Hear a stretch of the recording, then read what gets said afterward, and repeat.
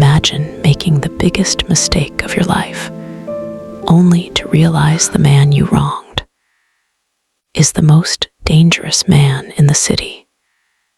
Yeah, that's exactly what happens to our girl, Yuna.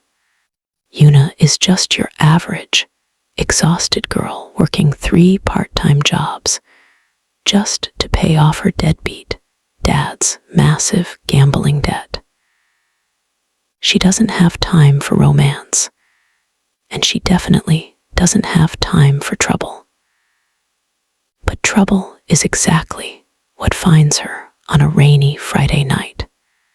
Desperate for extra cash, she takes a sketchy shift as a waitress at an exclusive underground VIP club. Her only rule: keep her head down and serve the drinks. But after taking a wrong turn down a dark hallway, Yuna accidentally stumbles into the wrong VIP room and walks straight into Kang Tae-jun.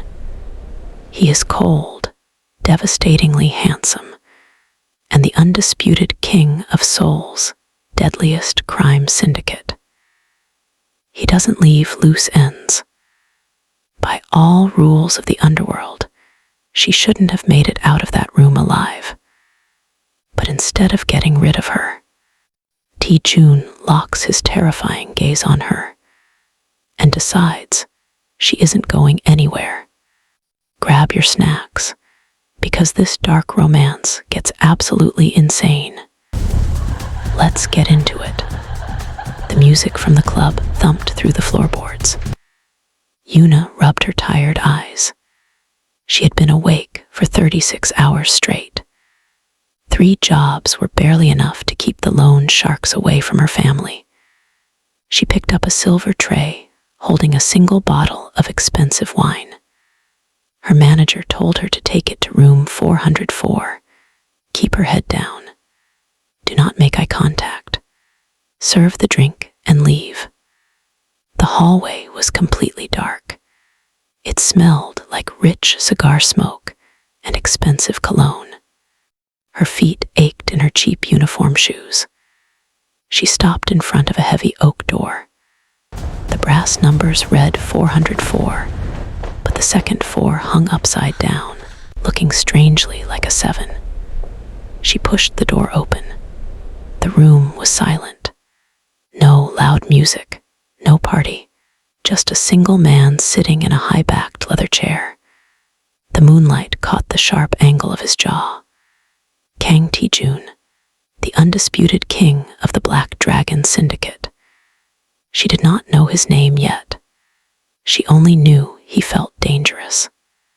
Cold, untouchable. He turned his head slowly. His dark eyes locked onto hers.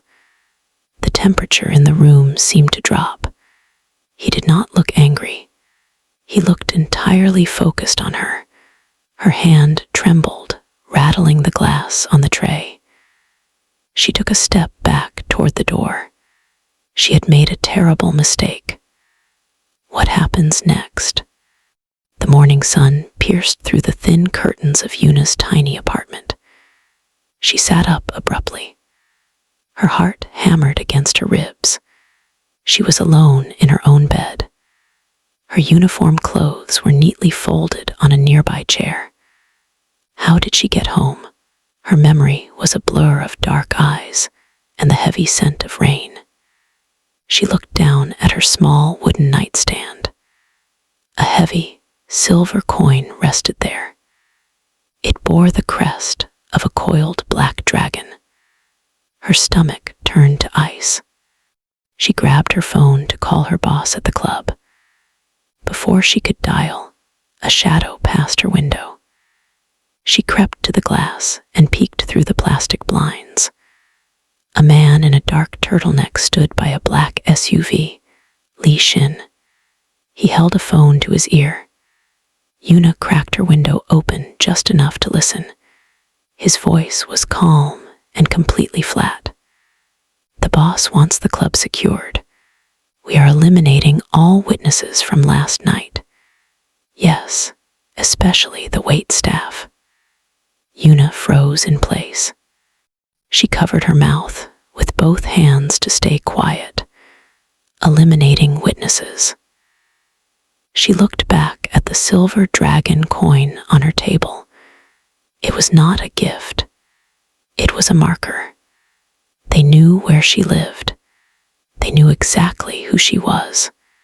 She had to run away. The trap was already set. Yuna shoved her few clothes into a worn duffel bag.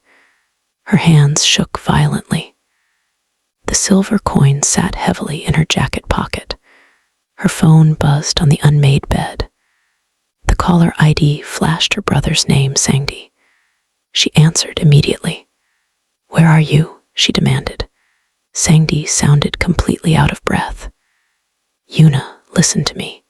You have to leave town right now." She zipped the bag shut. "I already know. There are strange men outside. What did you do?" A long, heavy silence hung on the line. "I owed them," Sangdi finally said. His voice trembled badly. "I owed the Black Dragon a lot of money. They said they would break my legs. Then they asked about you." Yuna stopped moving. The cold reality washed over her. "You told them where I work. They offered to clear my debt." Sangdi pleaded loudly. "They just wanted to know your shift schedule. I didn't think they would actually do anything to you." Yuna ended the call. She dropped the phone onto the bed. The accidental encounter in the dark room was not an accident at all. It was a transaction. Her own brother had sold her location to clear his gambling debts. She walked to the window again. Li Xin was still there. He looked directly up at her apartment window. He gave a slow, deliberate nod. There was no way out. 2 days passed in pure silence. Yuna tried to maintain her normal routine. She walked to her second job at the translation office. The air felt heavy. Every time she turned a corner, she saw the same black SUV parked down the street. It never moved closer, but it never left her sight. She sat at her desk, staring at the computer screen. The words blurred together. Her phone vibrated on the desk. A text message from an unknown number glowed on the screen. "You skipped lunch today. Eat." Yuna stared at the screen. Her breathing grew shallow. She stood up and walked to the large office window. Down on the street below, Li Xin leaned against the black car. He held a cup of coffee and stared straight up at her floor. He was not trying to hide. He wanted her to know she was being monitored every single second. She typed a quick reply. "Leave me alone." The response came 3 seconds later. "I am just following orders. The boss wants you healthy." Yuna set the phone down. Kang Ti-jun was slowly closing a net around her. He did not threaten her with violence. He threatened her with absolute control. He was proving that her life belonged to him now. She packed her bag to leave early. She needed to confront this shadow before it consumed her. Yuna unlocked the door to her cramped apartment. The room was dark, but she immediately sensed someone else inside. The smell of expensive tobacco filled the small space. She reached for the light switch. A large hand covered hers, stopping her movement. The touch was freezing cold. "Do not turn it on," a deep voice commanded. Kang Ti-jun stepped out of the shadows. He wore a perfectly tailored dark suit. He looked entirely out of place in her rundown apartment. Yuna backed against the door. "How did you get in here?" she demanded. Her voice wavered slightly. Ti-jun took one slow step forward. He towered over her, I own the building, Yuna. He stated it like a simple fact. I bought it this morning. Your landlord was very eager to sell. Yuna stared at him in disbelief. Why are you doing this? My brother's debt is paid. We have nothing to do with each other. Jun tilted his head. His dark eyes searched her face in the dim light. You walked into my room, he replied smoothly. You saw things you were not supposed to see. I do not leave loose ends running around my city. He reached out and tucked a loose strand of hair behind her ear. His touch was alarmingly gentle. You are safe here, as long as you remember who owns this door. He turned and vanished into the hallway.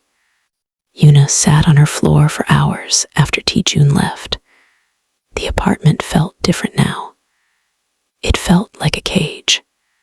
She reached for her work bag to pull out her laptop. Her hand brushed against a thick manila folder at the bottom of the bag. She pulled it out. There was no label on the front. She opened the cover, and her blood ran cold. The folder contained dozens of photographs of her. Pictures of her walking to work. Pictures of her buying groceries. There were detailed bank statements and a full copy of her family history. This was not a quick background check. This file was compiled over months. Someone had slipped this into her bag at the office. She flipped to the very last page. It was a heavily redacted police report from 10 years ago. It was the report of her father's fatal car crash. Written in red ink across the top were 2 words, Black Dragon. Yuna dropped the file onto the floor. The club, the room, the debt. None of it was a coincidence. Jun had not bought her building just to watch her. He was hiding something deeply connected to her family's past. She realized her accidental encounter was a carefully planned trap. But who was actually setting the trap? She needed to find out the truth before Jun silenced her forever. The mystery was only beginning. The translation office was busy the next morning. Yuna tried to focus on her work, but the file burned in her mind. The heavy glass doors of the office swung open. Choi Sora walked in. She wore a designer dress and carried an air of extreme arrogance. Sora was the daughter of a powerful politician. She was also rumored to be Kang Jun's future wife. Sora walked straight to Yuna's desk. She slammed a stack of papers down. Translate this by noon, peasant, Sora demanded loudly. The entire office went quiet. Yuna looked at the papers. I do not work for you, she replied calmly. Sora leaned in close. Her red lips curled into a nasty smile. I know about the club. I know you spent the night in his room. You are nothing but a cheap distraction. Before Yuna could answer, the glass doors opened again. Li Xin stepped inside. The room instantly grew cold. He walked over and gently picked up the papers from Yuna's desk. He handed them back to Sora. Miss Choi, Xin said flatly, the boss asked me to remind you of your place. You do not speak to his property. Sora turned pale. Her fake smile completely vanished. She snatched the papers and stormed out of the building. Yuna looked at Xin. He offered no apology. The control was tightening. Everyone in the city now knew she belonged to Jun. Yuna gathered her things quickly at the end of the day. The confrontation with Sora made her feel completely exposed. She walked out the back exit of the building to avoid the main street. The alley was dark and quiet. A black van suddenly blocked the end of the alleyway. The side door slid open. Li Xin stepped out onto the wet pavement. He did not look aggressive, but his posture blocked any escape route. "Get in the car, Yuna," he instructed calmly. Yuna gripped her bag tightly. "I am going home." Xin shook his head slowly. "Your apartment is no longer safe. Miss Choi's family made threats against you this afternoon. The boss ordered me to secure you." Yuna took a step back. "I do not want his protection. I want to be left alone." Two more men stepped out of the shadows behind her. She was completely surrounded. Xin opened the van door wider. "This is not a request. For your own safety, you are coming to the estate." Yuna realized fighting was entirely useless. They were highly trained professionals. She climbed into the back of the van. The doors shut heavily behind her, sealing out the noise of the city. The engine roared to life. She was being taken directly into the heart of the Black Dragon Empire. The illusion of freedom was finally gone. She was now a captive. The van drove through a set of massive iron gates. Yuna looked out the tinted window. The estate was hidden deep in the mountains outside Seoul. It looked more like a military fortress than a home. Armed guards stood at every corner. Xin escorted her through the giant wooden front doors. The inside was cold marble and dark wood. "Wait here," Xin instructed, walking away down a long corridor. Yuna stood alone in the grand foyer. A set of heavy footsteps echoed on the marble stairs. Madame Seo descended slowly. She wore a flawless traditional hanbok. Her posture was perfectly straight, and her eyes held pure malice. She stopped 3 steps above Yuna, looking down at her. "So, this is the little stray my son picked up," Madame Seo noted coldly. Her voice was like crushed glass. Yuna stood tall and met the older woman's gaze. "I am not a stray. I did not ask to be brought here." Madame Seo took a sip from a small teacup she held. "You are a distraction. My son has an empire to run, and you are a liability." She stepped closer, lowering her voice.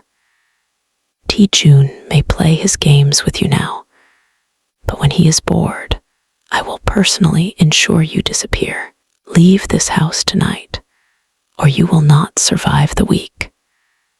The threat hung heavily in the freezing air. Later that night, Xin escorted Yuna to a massive private library. The walls were lined with ancient books. Kang Ti-Jun sat behind a heavy mahogany desk. He looked exhausted, rubbing his temples slowly. He gestured to a chair right beside his desk. "Sit," he commanded softly. Yuna sat down hesitantly. Ti-Jun slid a thick leather-bound journal toward her. The pages were covered in old Russian text. "Translate this," he instructed. "Right now." Yuna pulled the book closer. The text detailed illegal shipping routes and weapon manifests. She began to type on the laptop provided. Ti-Jun stood up and walked around the desk. He leaned over her shoulder to look at the screen. He was so close she could feel the heat radiating from his chest. His expensive cologne mixed with the smell of old paper. "You type very fast," he noted. His voice vibrated right next to her ear. Yuna froze. She could not focus on the words. His presence was entirely overwhelming. "Why do you need me to do this?" she asked quietly. "You have people for this." Ti-Jun placed his large hand on the back of her chair. He leaned down, his face inches from hers. because I only trust you to read it, and because I want you exactly where I can see you. The tension in the room snapped tightly. He was making his true obsession known. The library was silent, except for the clicking of the keyboard. Suddenly, the large glass doors leading to the garden shattered. The sound echoed like a gunshot. Ti-Jun instantly pulled Yuna to the floor, covering her body with his own. Men in dark jackets poured into the room. Park Min-ho stepped over the broken glass. Min-ho was Ti-Jun's former stepbrother and the leader of a violent rival faction. He smiled widely. "Family reunion, Ti-Jun," Min-ho announced. He looked down and saw Yuna on the floor. His smile twisted into something cruel. "Ah, so the rumors are true. You finally found a weakness." Ti-Jun stood up slowly, pushing Yuna firmly behind him. His eyes burned with intense fury. "You have 5 seconds to leave my house," Ti-Jun warned flatly. Min-ho laughed and looked directly at Yuna. "He is using you, little bird. Did he tell you about the shipping port? Did he tell you that your dead father used to work for us?" Yuna felt her lungs tighten.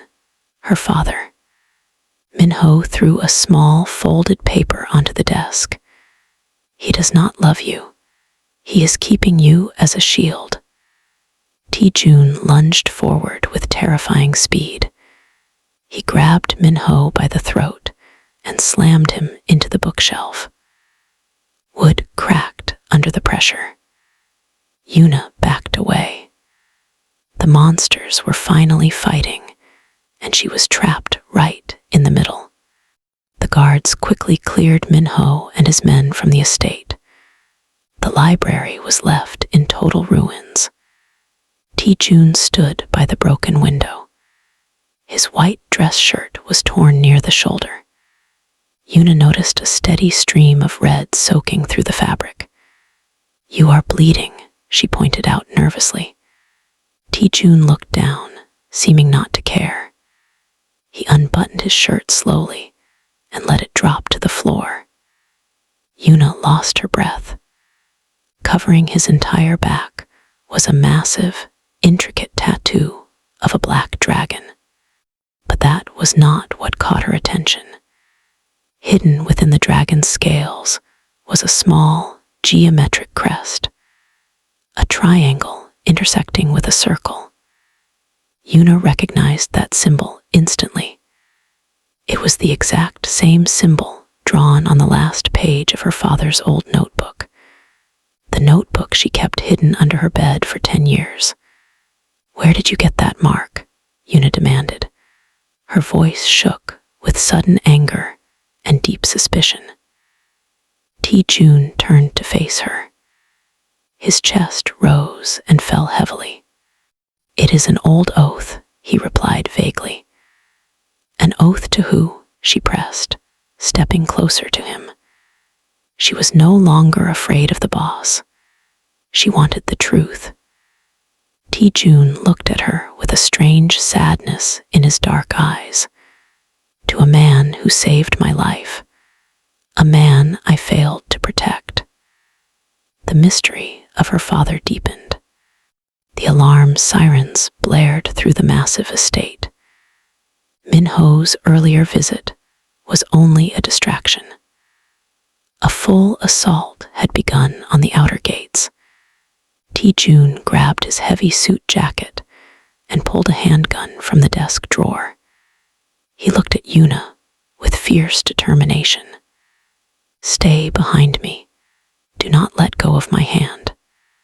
They ran into the dark hallway. Gunfire echoed from the courtyard outside. The smell of smoke began to filter through the air vents. 3 rival gang members turned the corner, blocking their path to the safe room. Ti-Jun did not hesitate. He moved with brutal efficiency, taking down 2 men in seconds. The third man raised a heavy pipe, aiming directly at Yuna's head. Jun threw himself in the path of the swing.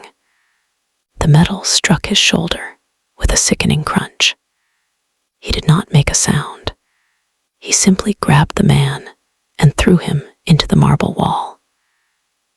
Jun pulled Yuna down a narrow service staircase. His breathing was heavy, and his left arm hung limply at his side. He pushed open a heavy steel door and locked it behind them. They were in the underground bunker. He leaned against the metal door, sliding down to the floor. "Are you hurt?" he asked quickly. He was bleeding, but he only cared about her safety. The bunker was cold and harshly lit. Minutes later, the steel door unlocked.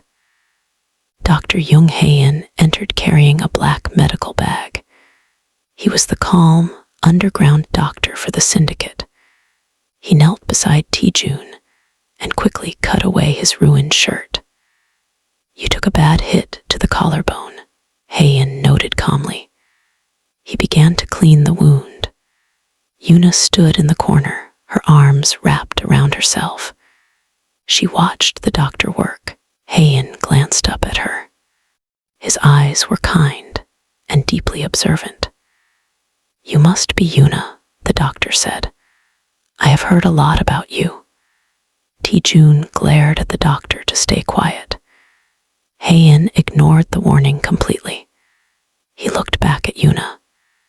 "He has not slept more than 2 hours a night since the week you met. He has my men patrolling your street instead of guarding his own shipments. His obsession with your safety is going to get him killed." Yuna looked down at Jun. The terrifying Mafia boss looked tired and dangerously vulnerable. He was risking his entire empire just to keep her in a gilded cage. But the question still remained. Was he protecting her out of guilt or out of love? Hae-in finished bandaging the heavy wound. "Keep him still," the doctor instructed Yuna. "If he fights again tonight, he will not survive." She was now his nurse. Jun fell into a feverish sleep on the bunker cot. Yuna sat quietly on a metal chair nearby. The heavy door opened silently. Madame CO stepped into the room. She did not look at Yuna. She walked straight to her son's side. Jun opened his eyes slowly. He pushed himself up, wincing from the pain. "Mother," he greeted coldly. Madame CO crossed her arms. "Look at what this girl has done to you. Minho is destroying our strongholds, and you are hiding underground with a peasant." Yuna held her breath in the corner, hidden by the dim lighting. They did not know she was awake. Jun's voice was low and dangerously sharp. "You will not touch her. You will not interfere." Madame CO scoffed loudly. "Why? Because you care for her. You are a fool." Jun leaned forward. The air in the room grew instantly heavy. "Because she is the only key to the inheritance. Her father hid the ledger before he died. Minho knows it. If Yuna dies, the money is lost forever." Yuna felt the floor drop beneath her feet. The ledger, the inheritance, the secret truth was finally exposed. Jun did not love her. He did not care about her safety. He was keeping her alive simply because she was a map to hidden treasure. Her heart broke into 1,000 cold pieces. She had to leave immediately. Yuna waited until the bunker was completely silent. Jun was deeply asleep, his breathing slow and heavy. She slipped out the heavy steel door and crept through the dark service tunnels. Dr. Hae-in had left a map of the exits on the table. She navigated the cold concrete hallways until she reached the outer perimeter. The night air was freezing. She stood by the massive iron gates. Freedom was only a few steps away. Minho's men had damaged the lock during the attack. She could easily slip through the gap, but her feet stopped moving. She looked back at the massive, dark mansion. If she left now, Minho would find her. Madame Co would hunt her down, and Tijun would lose everything. She grabbed the iron bars. Why did she care if the Mafia boss lost his empire? He lied to her. He used her. But she remembered the way he took the heavy blow meant for her. She remembered his intense, dark eyes watching her in the small apartment.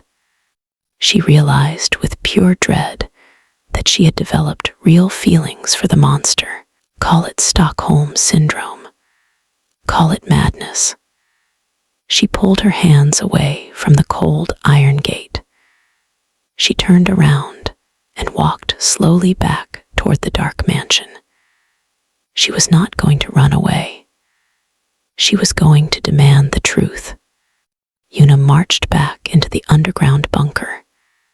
Tijun was sitting up on the cot. He was awake, his eyes searching the empty room in a panic.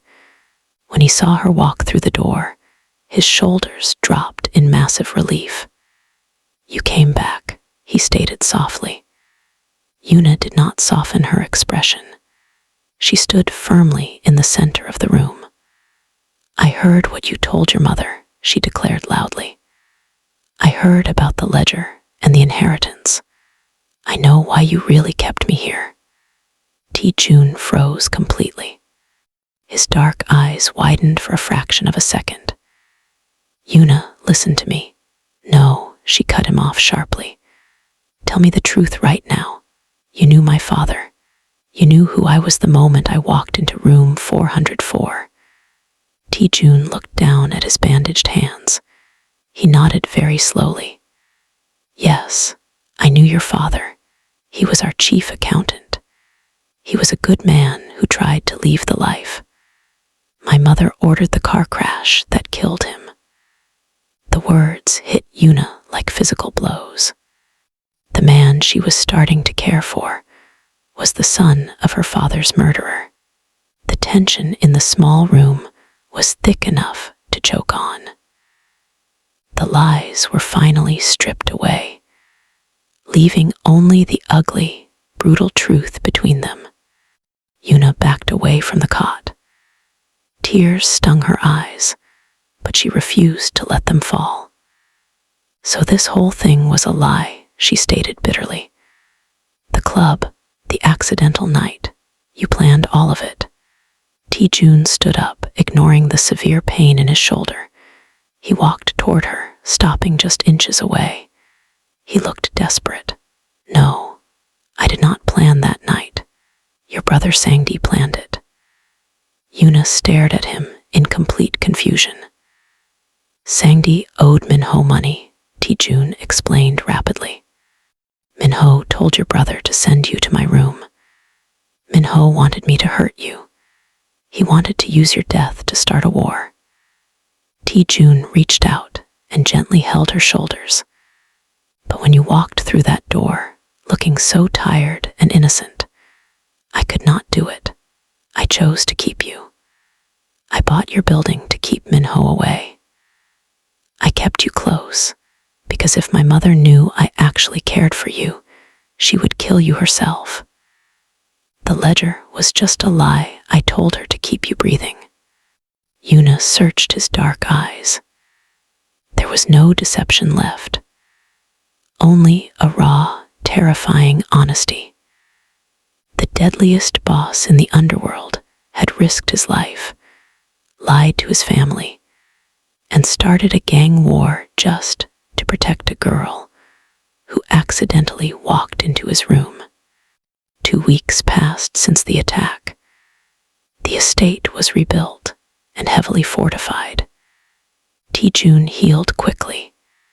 He walked into Yuna's room holding a massive black box. Inside was a stunning, dark red evening gown. "Put this on," he requested. His tone left no room for argument. "Where are we going?" Yuna asked cautiously. "We are ending this game tonight," he replied. Hours later, they arrived at the grand ballroom of the Grand Seoul Hotel. It was the annual meeting of the underworld syndicate leaders. The room went completely dead silent as Tae-jun walked through the doors. He did not walk ahead of Yuna. He held her hand tightly, keeping her directly by his side. Madame Seo stood by the main table. Her face turned bright red with fury. Minho glared from the opposite corner of the room. Tae-jun walked to the center stage. He looked at the gathered crowd of killers and politicians. "There have been rumors about my weakness," Tae-jun announced loudly. His voice echoed off the high ceiling. "Let me be entirely clear. This woman is not a hostage. She is not a distraction." He turned and looked deeply into Yuna's eyes. He raised her hand and kissed her knuckles in front of his worst enemies. "She is my future queen. Anyone who looks at her wrong will deal with me directly." The public claim was absolute. The ballroom was a sea of expensive silk and dangerous eyes. Tae-jun held Yuna closer than ever. His hand was a heavy, warm weight on her waist. He looked down at her with a dark, satisfied smile. For a second, Yuna felt like she belonged there. Then, a sudden wave of dizziness hit her. Her stomach did a violent flip. She felt a strange, sharp nausea that she had been trying to ignore for 3 days. She pushed the feeling down. She looked over Tae-jun's shoulder toward the exit. Her heart stopped. A man in a gray suit was walking out. He had the same jawline. He had the same scar over his left eyebrow. "Father," she breathed. The man looked back. He didn't smile. He looked terrified. He mouthed one word, "Run." Before Yuna could scream, he vanished into the dark hallway. Tae-jun noticed her shaking. "Yuna, what is it?" She couldn't tell him. If her father was alive, it meant Tae-jun's family had been lying for 10 years. She felt the nausea return, stronger this time. She pushed away from his chest. "I need to go to the restroom," she lied. She didn't wait for him to follow. She ran through the crowd and out the back service door. She didn't stop until she reached a cheap, neon-lit motel miles away. She sat on the edge of the bed, her head spinning. She looked at the calendar. She was nearly a month late. Her hand trembled as she touched her stomach. She wasn't just running for herself anymore. Packing, start slow and mysterious, then build to a shocking finish. Yuna thought the biggest shock of the night was seeing her dead father in the crowd. She was wrong. Sitting in that dark motel room, she finally understands why she's been so sick. The night in the VIP room, the accidental encounter. It left her with more than just a memory. She looks down at the test in her hand. 2 red lines. She is pregnant with the heir to the deadliest mafia empire in Seoul. But before she can even process the news, a heavy, familiar knock echoes against the door. The handle turns. She looks up to see those same cold, obsessive eyes. Tae-jun isn't looking for a witness anymore. He's looking for his family. He steps into the room and locks the door behind him. Did you really think you could run from me while carrying my child? Find out if Yuna survives the bosses. Obsession in Part 2. I'm pregnant with the underworld's heir. Click subscribe and hit the bell so you don't miss the drop.